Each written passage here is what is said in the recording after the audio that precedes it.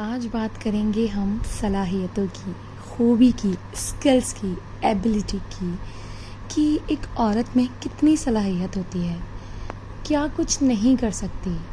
जिस घर में वो रहती है, जिस घर में वो आती है, उसे वो क्या समझती है, क्यों संजोती है, क्यों संवारती है और क्यों उसको बना कर रखती है।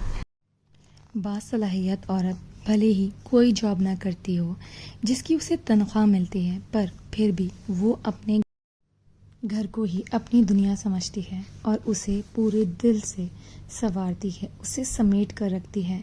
उसे अपने घर के हर कोने से मोहब्बत होती है, क्योंकि उसने उन कोनों को वक्त दिया होता है, वहाँ उसने मेहनत की होती है।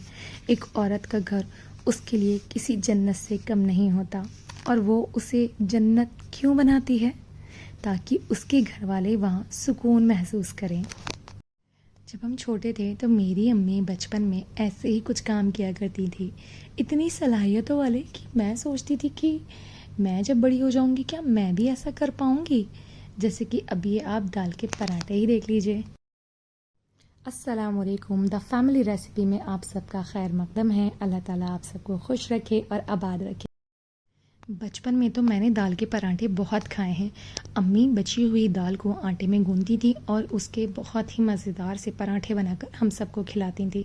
ऐसे ही मैंने भी आज ये दाल के पराठे ट्राई करे। मैंने थोड़े से इंग्रेडिएंट्स इसके अंदर और ऐड कर दिए, जैसे कि मैंने आटा लिया, आटे में थोड़ा सा बेसन मिला लिया, उसमें नमक डाला और फिर दोपहर की बची हुई दाल डाल दी। उसके बाद इसको अच्छे से मैंने गूंद लिया और इसको और ज़्यादा टेस्टी बनाने के लिए मैंने इसके अंदर प्याज, हरी मिर्च और हरा धनिया चॉप करके भी मिला लिया। और फिर मैंने इसको अच्छे से मिक्स करके इसका आटा गूंद लिया और आटा गूंद कर मैंने इसको थोड़ी देर के लिए रख कर छोड़ दिया। जब हम इस तरह के कोई काम करते हैं ना, तो हमारा दिल चाहता है कि हमारी भी हौसला अफजाई हो। भले ही ये काम दूसरों को बहुत छोटे नज़र आते हैं, उन्हें लगता है कि इन सलाहियतों की कोई हौसला अफजाई नहीं होनी चाहिए, या फिर ये सब काम ये डिज़र्व ही नहीं करते। लेकिन मेरा मानना ऐसा नहीं है। हाँ, हो सकता है कुछ लोग हमसे ज़्यादा सलाहियतमंद होते हैं, वो हमसे ज़्यादा अच्छा पका सकते हैं, वो शायद हमसे ज़्यादा अच्छा घर को समेट सकते हैं या ज़्यादा बचत कर सकते हैं।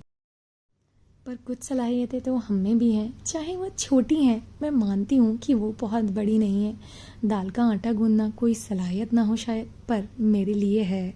मेरे लिए है वो एक सलाहियत। मेरे अब्बू कहते थे कि हर छोटे काम की हौसला अफजाई करनी चाहिए, इससे हमें बड़े काम करने की हिम्मत मिलती है। तो मेरा मानना तो ऐसा ही है। अब भाई बातों बातों में आटा तैयार हो चुका है।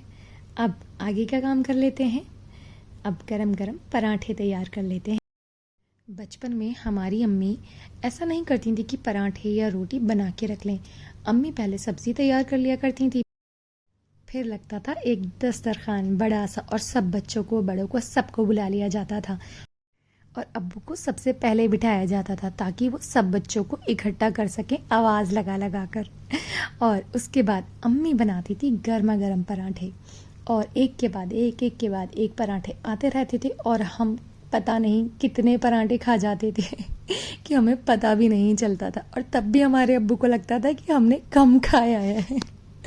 ये पराठे उतने अच्छे तो नहीं हैं जितने मेरी अम्मी बनाती थी बचपन में, लेकिन हाँ, ये थोड़े अच्छे हैं क्योंकि ये भी मैंने अपनी अम्मी से ही सीखे हैं।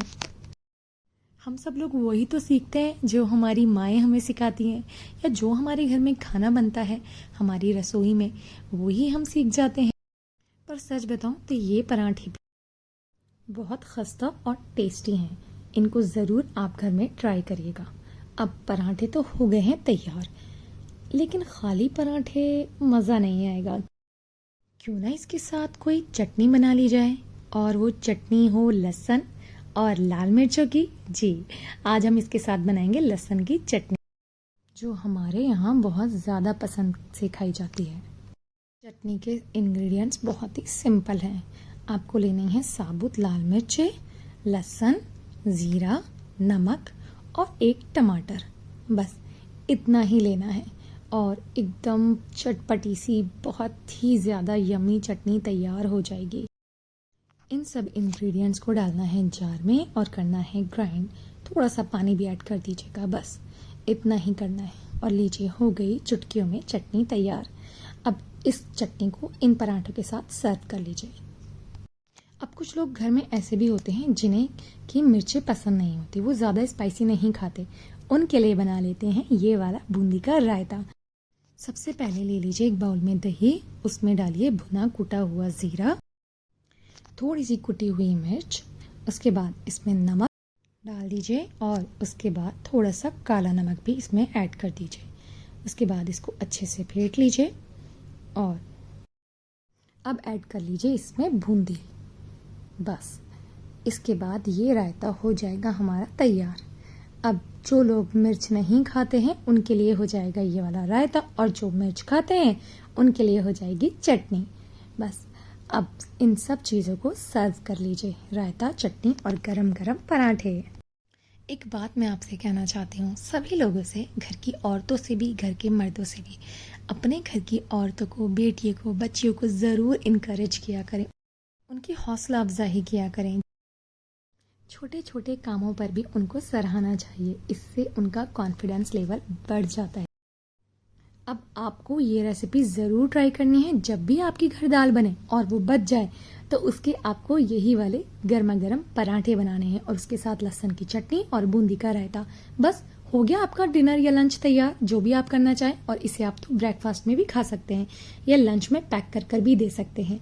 जल्दी से चैनल को सब्सक्राइब करिए ताकि न्यू वीडियोस और न्यू रेसिपी आपको मिलती रहें टाइम टू टाइम। अल्लाह हाफिज़।